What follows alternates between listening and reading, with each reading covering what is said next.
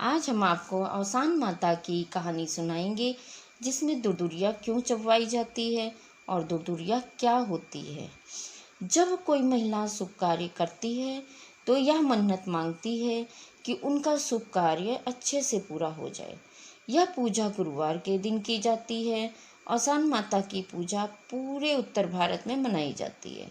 सबसे पहले तो हमें यह पता होना चाहिए कि हमें कितने लोगों की दुर्दुरिया करानी है, जिसमें 7 हो या 14 सुहागिन महिलाएं, जितनी भी लोगों की दुर्दुरिया करनी होती है और जिस दिन यह पूजा करनी होती है उससे एक दिन पहले सारी सुहागिन महिलाओं को पूजा के लिए निमंत्रित करते हैं।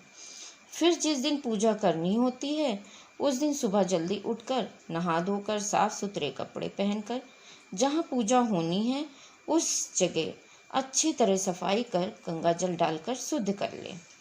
फिर चादर बिछाकर सुहागन महिलाओं का किनारे किनारे आसन लगा दें। जब महिलाएं आएं तो उनके पैरों में रंग यानी मतलब कि मेहवर लगाएं। जितनी भी सुहागन होती हैं उतनी ही मिट्टी के ढेले और गाय के गोबर की गौर बना लें और पान के पत्ते पर सभी को सजाते हुए रख दें। फिर आपको 2 कलश जल लेना है। एक कलश आप अपनी पूजा के लिए इस्तेमाल करेंगे और दूसरा कलश स्थापित करेंगे। स्थापित करने वाले कलश में गंगा जल डालकर आम की तेरी 7 या 14 पत्तों वाली उसमें डालें और फिर 1 कटोरी चावल लेकर उसके ऊपर रख देंगे। अब उसके बाद 2 घी का दीपक तैयार करना है। एक उस कलश पर रख देंगे, दूसरे से आरती करनी है। कलश के ऊपर दीपक रखने के बाद अब सिंदूर औसान माता को लगाएंगे। कलशे में भी लगाएंगे, आम की पत्ती में और बारी बारी से सुहागन महिलाओं को भी लगाएंगे। फिर धूप बत्ती जलाएं और कलश पर रखा हुआ दीपक जलाएं। प्रसाद में लाई, चना और मीठे में गुड़ हो या मिठाई या फिर दोनों, हम या प्रसाद को बराबर भागों में बांटेंगे।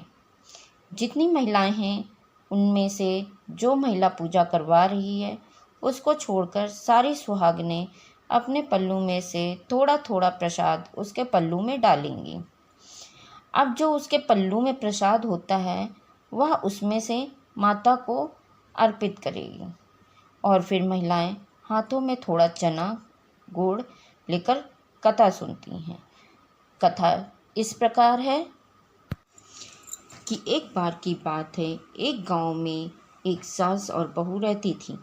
बहू अपनी सास पर हमेशा गुस्सा करती थी क्योंकि सास बूढ़ी होने की वजह से कोई काम नहीं कर पाती थी। सास बहू में रोज करलय होती थी। बहू हमेशा सास को ताने देती रहती थी, आपसे काम हो तो होता नहीं, दिन भर घर में बेकार बैठी रहती हो। तंग आकर एक दिन बहू ने कहा, अम्मा आप दिन भर खाली बैठी रहती हो, आपको घर का कुछ तो काम करना ही पड़ेगा। तो सास ने बोला, मैं तो बूढ़ी हूँ, मैं क्या काम कर सकती हूँ, इस उम्र में तुम रोटी नहीं खिलाओगी तो कौन खिलाएगा। इस पर बहू ने सास से कहा कि आप रोज़ सुबह गांव में दूध बेच आया करो, मैं आपसे महीने में हिसाब लिया करूँगी। सास को मजबूरी में जाना पड़ा, लेकिन वह ज़्यादा दूर ना जा सकी। वह पीपल के पेड़ के नीचे बैठ गई और रोने लगी, इस बुढ़ापे में क्या क्या सहना पड़ेगा, अब मैं कैसे गली गली जाकर दूध बेचूं। सास को कुछ समझ में ना आया तो वह सारा दूध पीपल के पेड़ में डाल दिए और वहाँ से चली गई। बहू ने सास को आते देखा तो बहुत खुश हुई, लेकिन उसने हिसाब नहीं मांगा। उसने कहा, महीने के आखिरी में हिसाब लूँगी। इस तरह से सास रोज़ दूध लेकर जाती और पीपल के पेड़ के नीचे डाल देती। अब महीने का आखिरी दिन आ गया जब सास को दूध का हिसाब देना था। वह पीपल के पेड़ के नीचे बैठकर रो रही थी। तभी वहाँ से औसान माता निकल रही थी। उन्होंने उस बुढ़िया के पास जाकर पूछा, क्या बात है। बुढ़िया सारी बात बताई और बोलने लगी कि आज सारा हिसाब देना है और महीने का हिसाब ना मिला तो वह मुझे घर से निकाल देगी। यह सुनकर औसान माता को दया आ गई। माता ने बुढ़िया से कहा कि आज पीपल के जितने भी सूखे पत्ते गिरे हुए हैं उन्हें अपने आंचल में भर ले और घर जाकर अपनी बहू के आंचल में डाल देना। इस पर बुढ़िया ने आश्चर्य से पूछा, इससे मेरे दुख दूर हो जाएंगे? माता ने कहा, हाँ जरूर हो जाएगा, और जब दूर हो जाए तो औसान माता की पूजा करना मत भूलना। बुढ़िया घर गई और वैसा ही किया जैसा कि माता ने कहा था। बहू यह देखकर खुश हो गई और अपनी सास से जोर देकर पूछने लगी। सास सीधी सादी महिला थी, उसने सारी बात बता दी। लालची बहू ने भी वैसा ही किया, रोज दूध लेकर जाकर पीपल के पेड़ के नीचे डालने लगी। एक दिन औसान माता उससे मिलनी और उन्हें देखकर वो रोने लगी और कहने लगी, मेरी सास मुझे परेशान करती है, तंग करती है और कहती है सारा दूध बेचकर आना। अब आप ही बताइए मैं क्या करूं? औसान माता ने कहा, जितने सूखे पीपल के पत्ते हैं उसे आंचल में भर लो और अपने आंगन में डाल देना। उसने ऐसा ही किया। देखते ही देखते सारे बिच्छू और सांप बन गए और उसे काटने दौड़े। घबरा कर वह औसान माता के पास पहुंची और सारी घटना सुनाई। माता ने बोला, तूने अपनी सास के साथ अच्छा व्यवहार नहीं किया, इसलिए तेरे साथ ऐसा हुआ।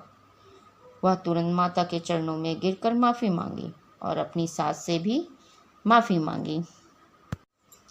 और फिर कथा सुनने के बाद जो चादर बिछी होती है उसको महिलाएं अपने तरफ से सीधा सीधा मोड़ती हैं। उनका यह कहना होता है कि यह माता के पैर दबाना है और पूजा संपन्न करती हैं। ये पूजा मन्नत पूरी हो जाने के पर की जाती है।